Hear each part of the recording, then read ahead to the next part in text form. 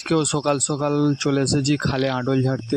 তো খালে আটলগুলো তুলে দেখবো কী কী মাছ পড়ে। তো প্রথমে এই আটলটা তুলছি, কী মাছ পড়ে দেখবো। তো আটলটা তোলা হচ্ছে, এখন আটলটা তুলে দেখছি একটা বেড়ো পড়েছে, যেটাকে অনেকে কুঁচেও বলে। আর মৌঠি মাছ, পুঁটি মাছ, ট্যাংরা এসব মাছও পড়েছে এই আটলে। তো আটলটা এখন ঝাড়া হবে, তাই উপরে তুলে দিচ্ছি।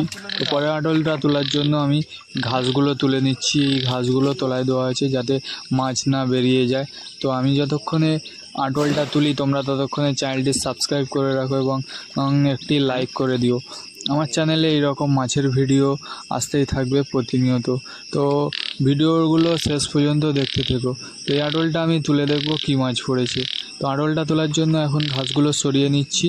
তো আটলে কী মাছ পড়েছে সেটাই দেখব। তো আটলটা তোলা হচ্ছে, তুলে দেখছি একটি কলা ব্যাঙ লাফাচ্ছে আটলের ভিতরে। বড় কলা ব্যাঙ পড়েছে। মাছ তো এই আটলে পড়েনি, 2-4টে কাঁকড়াই পড়েছে। তো সব আটলগুলো ঝাড়া তোমাদের দেখাতে পারিনি।